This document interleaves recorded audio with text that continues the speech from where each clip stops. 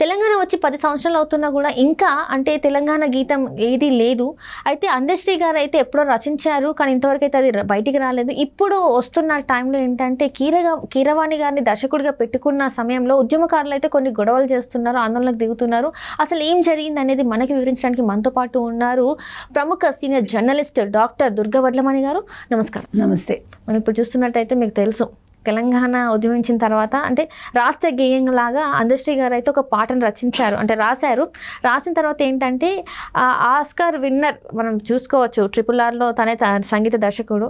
కీరవాణి గారితో సంగీత దర్శకుడుగా ఉంటే ఉద్యమకారులు మాత్రం దాన్ని వద్దని ఖండిస్తున్నారు, కొంచెం అల్లలకు కూడా పాల్పడుతున్నారు. ఎందుకంటే కేవలం ఒక ఆంధ్రవాడు అని చెప్పేసి వాళ్ళు మాట్లాడడం అయితే జరుగుతుంది. మరి దీన్ని అసలు మనం ఎలా చూడాలంటారు? ఇప్పుడు ఆర్ఎస్ ప్రవీణ్ కుమార్ అన్న ఆయన దీన్ని అబ్జెక్షన్ రేజ్ చేశారు. అయితే ఆయన తెలుసుకోవాల్సిన విషయాలు చాలా ఉన్నాయండి. అంటే ఆయన పెద్ద మనిషి, చదువుకున్న వ్యక్తి కాబట్టి ఆయనకు తెలియదని నేను అనుకోను. తెలిసిన వ్యక్తి కానీ మనం ఒకసారి గుర్తు చేద్దాం వారికి. ఇప్పుడు కేసీఆర్ గారు యాదాద్రి కట్టించినప్పుడు దానికి వాస్తుశిల్పి ఎవరండి? ఎక్కడి నుంచి వచ్చారండి? ఆంధ్ర వ్యక్తే కదా. ఆయన పేరు ఆనంద సాయి కదా. ఆయన ఏం చెప్పారు మాటల్లో అప్పుడు? అది కట్టించే ముందు, కట్టించాక కూడా తిరుపతిలాగా చేస్తాను. మరి ఆంధ్ర వాళ్ళని వద్దనుకున్నప్పుడు తిరుపతిలాగా చేస్తాను ఎందుకన్నారండి? నేను అనేది ప్రాంతీయ భేదాలు వద్దు మనకి. తెలుగు వాళ్ళం అందరం కూడా ఎక్కడున్నా తెలుగు వాళ్ళమే, మనం కలిసి పనిచేసుకుంటున్నాం అంతే. సినిమా ఇండస్ట్రీ ఎక్కడైనా విడిపోయిందా? తెలుగు వాళ్ళందరూ ఒకే ఇండస్ట్రీలో ఉన్నారు కదా. ఇప్పుడు తెలంగాణ వాళ్ళు ఆంధ్ర సినిమాల్లో పనిచేయట్లేదా? ఎవరు పనిచేయట్లేదా? ఎవరు పాటలు పాడరా? ఇక్కడ తెలంగాణ వాళ్ళు కాబట్టి తీసుకోవని ఎవరైనా అంటున్నారా ఆంధ్ర వాళ్ళు? ఇప్పుడు ఇండస్ట్రీ ఎవరి చేతుల్లో ఉందండి ఎక్కువ శాతం? అంటే మాటకి మనం అనుకుంటున్నాం, ఇక్కడ భేదాలు లేవు మనకి. సినిమా ఇండస్ట్రీ అందరికీ అన్నం పెడుతుందండి. తెలుగు వాళ్ళుగా అందరూ ఒక చోట కలిసి పనిచేస్తారు అంతే. అక్కడ తెలంగాణ ఆంధ్ర అనే వాదన మనకొద్దు.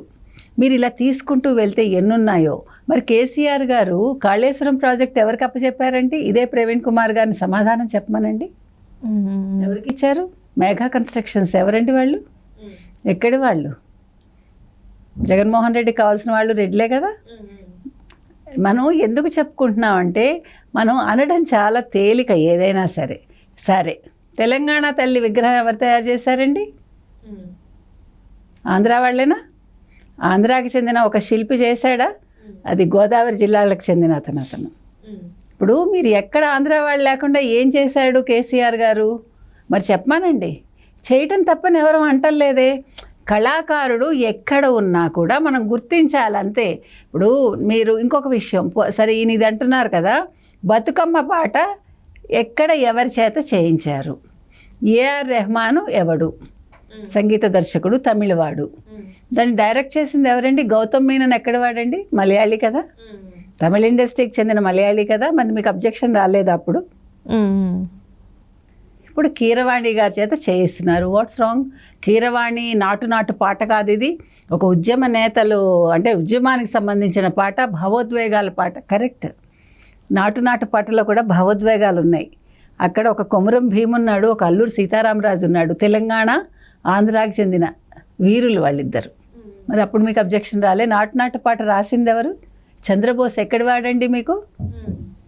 చంద్రబోస్ ఆంధ్రవాడా? తెలంగాణ. మరి కీరవాణి గారు చేయించలేదా? సినిమా ఎవరిదండి? రాజమౌళి తీశారు కదా. రాజమౌళి ఏమైనా తెలంగాణ వాడని మానేశారా? పాడింది ఎవరండి? తెలంగాణ అబ్బాయి, చిన్నపిల్లాడు పాడిచ్చారు కదా రాహుల్ సిప్లిగంజ్ చేత. ఎప్పుడు కాదని లేదే. అయ్యో తెలంగాణ వాడు పాడారని ఆంధ్ర వాళ్ళు ఏమైనా అబ్జెక్ట్ చేశారా? లేదా తెలంగాణ ఆయన చేత మీరు ఎందుకు వాళ్ళందరినీ వెళ్ళిపోమని చెప్పండి, ఇక్కడి నుంచి చెప్పమానండి.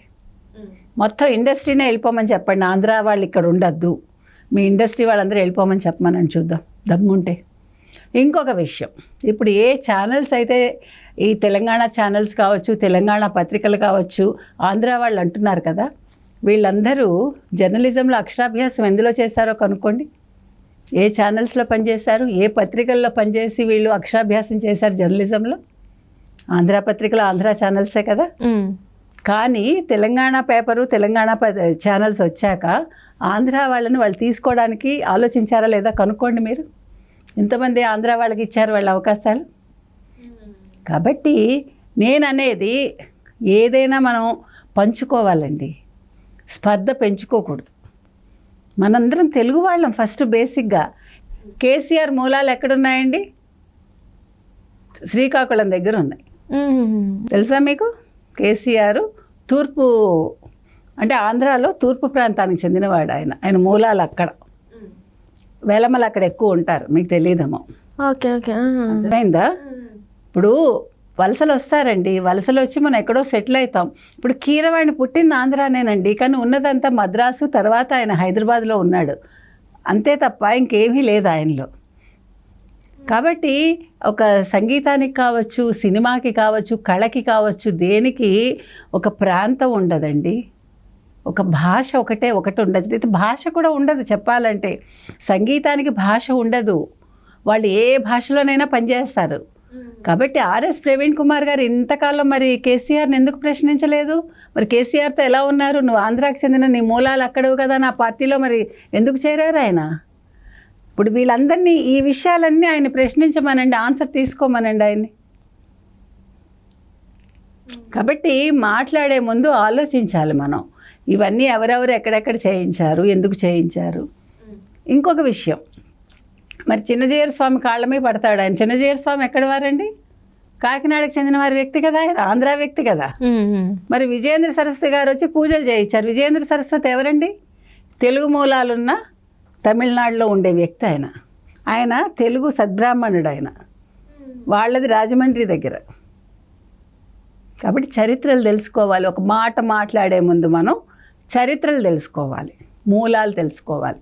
మాట్లాడటం తప్పు కాదు, అభిప్రాయం వ్యక్తపరచడం తప్పు కాదు ఎవరం కూడా, కానీ విడదీయొద్దు. మనం కలపడానికి చూద్దాం, మనుషుల్ని కలుపుదాం, విడదీయొద్దు. ప్రాంతాలని మనం పట్టించుకుని ప్రాంతాలతోటి విడదీయద్దు. ఇప్పటికే తెలుగు వాళ్ళు విడిపోయి యూనిటీ లేకుండా మనందరం కూడా ముక్కలు అయిపోయాం. సో మనం ఒక జాతీయవాదంతో చూసినప్పుడు మనం ఒకటిగా ఉండాలి. తమిళులు ఒకటిగా లేరండి? వాళ్ళు కొట్టుకుంటున్నారా? వాళ్ళు భాష దగ్గరికి వచ్చేసరికి, వాళ్ళ ప్రాంతం దగ్గరికి వచ్చేసరికి ఒకటవట్ల. మలయాళీస్ లేరు, కన్నడ వాళ్ళు వాళ్ళ భాషకు కానీ వాళ్ళ ప్రాంతానికి కానీ వాళ్ళు ఎంత ఇంపార్టెన్స్ ఇస్తారండి. మనం ఎందుకు ఇలా కొట్టుకుంటున్నాం? మనం ఎలా అభివృద్ధి చెందుదామని ఆలోచించాలి తప్ప ఎలా విడిపోదామని ఆలోచించద్దు. సో అంటే మీరు అనే దాన్ని బట్టి ఏంటంటే ప్రాంతాలు కానీ కాకుండా వ్యక్తిగా చూడాలి, అంటే ఏం సాధించారు వాళ్ళు అనేది చూడాలి అని అంటారు. వాళ్ళు ఏదైతే వాళ్ళకి ఎవరైతే ఏంటండి, ఇప్పుడు ఆయన ఒక ఆస్కార్ అవార్డు విన్నర్. ఆయన చేస్తే ఆ పాటకి ఇంకా అందం వస్తుందని ఆయన అనుకున్నారేమో ముఖ్యమంత్రి రేవంత్ రెడ్డి గారు. ఏం తప్పండి అందులో? మనం ప్రతిదీ కూడా విమర్శించే దృష్టితో చూడొద్దండి. ప్రతిదీ మీరు విమర్శనా దృష్టితో చూసినప్పుడు ఏమవుతుందంటే అన్ని లోపాలే, తప్పులే కనిపిస్తాయి మనకి. ఏ విషయమైనా సరే ఫస్ట్ ఆ విషయం ఏంటి అని అవగాహన చేసుకుని ఎందుకు చేశారని అవగాహన చేసుకుంటే అందులో మనకు అన్నీ మంచిలే కనిపిస్తాయి. ఇప్పుడు ఆయన ట్వీట్లో ఏమన్నారంటే, ఆంధ్ర సంగీత దర్శకుడి పెత్తనం ఏంది బై అన్నాడు. ఇక్కడ పెత్తనం ఏంటి? ఆంధ్ర వాళ్ళ పెత్తనం ఏముంటుంది ఇక్కడ? సంగీతం సమకూర్చటమే ఆయనది. తర్వాత ఎన్ఆర్సీని కేసీఆర్ గారు వ్యతిరేకించారు. నేషనల్ రిజిస్టర్ ఆఫ్ సిటిజన్స్ అనే దాన్ని ఆయన వ్యతిరేకించారు. కానీ తెలంగాణ రిజిస్టర్ ఆఫ్ సిటిజన్స్ ఈయన యాక్సెప్ట్ చేస్తారా? ఎవరు? కేసీఆర్ గారు. ఇలా చెప్పుకుంటూ వెళ్తే మనకి చాలా ఉన్నాయండి. ఇంకొక ముఖ్యమైన విషయం ఏంటంటే, అసలు కేసీఆర్ గారు తెలంగాణ రాష్ట్ర సమితిని భారత రాష్ట్ర సమితి అని ఎందుకు మార్చారు? కేసీఆర్ గారు తెలంగాణ రాష్ట్ర సమితిని భారత రాష్ట్ర సమితి అని ఎందుకు మార్చారు? మరి తెలంగాణ అక్కడ లేదు కదా పదం, ఎందుకు తీసేశారు? మరి ఆయన ప్రశ్నించమనండి ప్రవీణ్ కుమార్ గారిని. కాబట్టి ఒకటేనండి, ప్రవీణ్ కుమార్ గారు కానీ, ఉద్యమకారులు కానీ, పాటలు పాడేవాళ్ళు కానీ ఎవరైనా సరే ఆలోచించాల్సింది ఏంటంటే, ప్రాంతం కాదు, సంగీతానికి ప్రాంతం ఉండదు, కళకి ప్రాంతం ఉండదు. మన కులాలొద్దు, ప్రాంతాలొద్దు, మతాలొద్దు.